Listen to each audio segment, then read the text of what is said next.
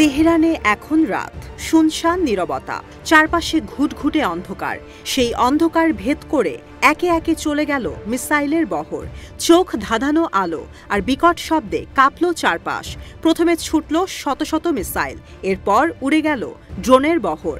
গন্তব্য প্রায় ২৫০০ কিলোমিটার দূরের ভূখণ্ড। ব্যালিস্টিক মিসাইলগুলো গন্তব্যে পৌঁছে গেল মাত্র ১২ মিনিটে। বলছি ইসরায়েলের উদ্দেশ্যে ইরানের ছোড়া ড্রোন আর মিসাইলের বহরের কথা। তবে এটি সাম্প্রতিক ভিডিও নয়। গেল বছরের এপ্রিল আর অক্টোবরে ইসরায়েলে অপারেশনের কিছু নমুনার ভিডিও প্রকাশ করেছে ইরান।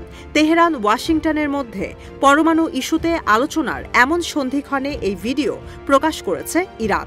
বিভিন্ন গণমাধ্যম বলছে এই ভিডিওটি মূলত অপারেশন ট্রু প্রমিস 1-এর গেল বছরে এপ্রিলে প্রথমবারের মতো ইসরায়েলে হামলা চালানোর ভিডিও এটি।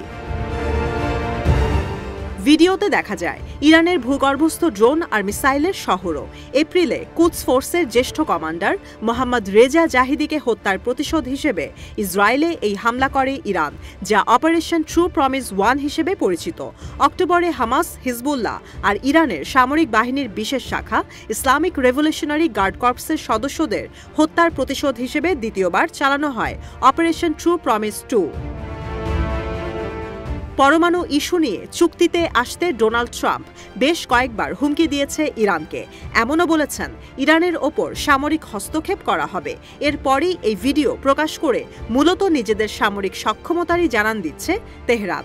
সম্প্রতি ইরানের সর্বোচ্চ ধর্মীয় নেতা আয়াতুল্লাহ আলী খামেনি জরুরি বৈঠক ডেকে দেশের সশস্ত্র বাহিনীকে সর্বোচ্চ সতর্ক অবস্থানে থাকার নির্দেশ দিয়েছেন। যে কোনো আগ্রাসন প্রতিরোধ করতে সমরাস্ত্র নিয়ে প্রস্তুত থাকতে বলেছেন। খামেনি আরও বলেন, ইরান যুক্তরাষ্ট্র আলোচনা চলতে থাকলেও ফলাফল অনিশ্চিত। এদিকে ইরানের সেনাবাহিনীর বিশেষ শাখা ইসলামিক রেভলিউশনারি গার্ড কর্পসের প্রধান কমান্ডার মেজর জেনারেল হোসেইন সালামি বলেছেন, ইরানের সশস্ত্র বাহিনী শক্তিশালী অবস্থান গড়ে তুলেছে, ইরানকে রক্ষা করার দুর্গের মতোই শক্তিশালী IRGC। সালামি বলেন, ইরানের উন্নতি শত্রুপক্ষকে রাগান্বিত করেছে, যারা ইরানের স্বাধীনতা, শক্তি আর উন্নতির বিরোধিতা করে। ইসলামিক প্রজাতন্ত্র ইরানের সেনাবাহিনী আধুনিক আর শক্তিশালী বাহিনীতে পরিণত হয়েছে বলেও জানান সালামি। যুক্তরাষ্ট্র আর ইরানের মধ্যে পরমাণু ইস্যুতে এমন টানটান উত্তেজনার মধ্যে কূটনৈতিক আলোচনার মধ্যমণি ইরানের পররাষ্ট্রমন্ত্রী আব্বাস আরাকচি বলেছেন, ইরানের সমৃদ্ধি আলোচনার বাইরে। অনেক বিষয় আস্থা অর্জনের চেষ্টা করছে দুপক্ষই, কিন্তু সমৃদ্ধির ইস্যুতে কোনো আলোচনা নয়। বুধবার ইউরেনিয়াম সমৃদ্ধকরণ ইস্যুতে এক প্রশ্নের জবাবে এই কথা বলেন তিনি। পশ্চিমা বিভিন্ন গণমাধ্যম বলছে, পরমাণু অস্ত্র তৈরির জন্য পর্যাপ্ত ইউরেনিয়াম সমৃদ্ধ করে ফেলেছে ইরান, চাইলে কয়েক সপ্তাহের মধ্যেই বানাতে পারে পরমাণু অস্ত্র। আর এই পরমাণু কার্যক্রম নিয়েই যুক্তরাষ্ট্রের সঙ্গে পুনরায় দ্বন্দ্ব শুরু হয়েছে তেহরানের।